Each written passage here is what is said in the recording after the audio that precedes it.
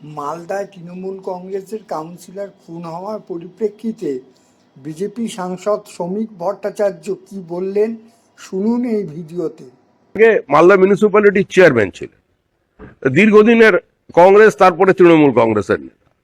ওখানে আরো লোকজন আছে। মূল বিষয়টা কে খুন করেছে বা কেন খুন হলো সেটা নয়, মূল বিষয় হলো একটা রাজনৈতিক দল সেই দলের একজন দলের দায়িত্ব পেতে পারে, এই অ্যাপ্রিহেনশন থেকে একজনকে খুন করা হচ্ছে। অর্থাৎ এটা কোনো রাজনৈতিক দল নয়, এই খুন সেটাই প্রতিষ্ঠা করছে। সমস্ত লুটেরারা মিলে একটা দল বানিয়ে ফেলেছে। সরকারি সম্পত্তি দখল, সামাজিক বিভিন্ন প্রকল্পের ওপরে খবরদারি, তার উপরে দখলদারি প্রতিষ্ঠা করা, মানুষের সম্পদ লুট, মিউনিসিপ্যালিটি থেকে শুরু করে সমস্ত সরকারি যেখানে টাকা পয়সার ব্যাপার আছে সেখানে ভাগবাট, তা নিয়ে গন্ডগোল।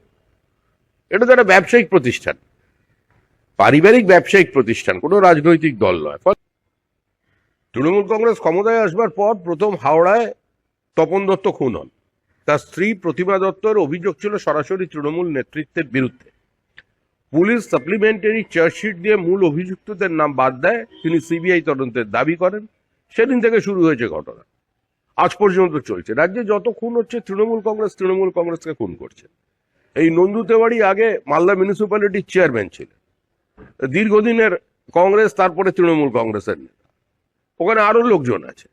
মূল বিষয়টা কে খুন করেছে বা কেন খুন হলো সেটা নয়, মূল বিষয় হলো একটা রাজনৈতিক দল সেই দলের একজন দলের দায়িত্ব পেতে পারে, এই অ্যাপ্রিহেনশন থেকে একজনকে খুন করা হচ্ছে। অর্থাৎ এটা কোনো রাজনৈতিক দল নয়, এই খুন সেটাই প্রতিষ্ঠা করছে। সমস্ত লুটেরারা মিলে একটা দল বানিয়ে ফেলেছে।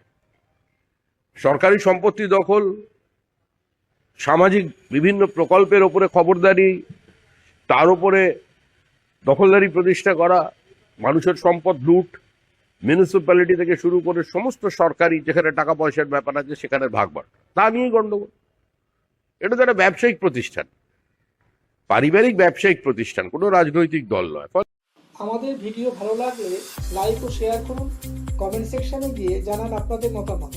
আরও ভিডিও পেতে চ্যানেলকে সাবস্ক্রাইব করুন। প্রতি মুহূর্তে খবরের আপডেট পেতে প্রেস করুন বেল আইকন।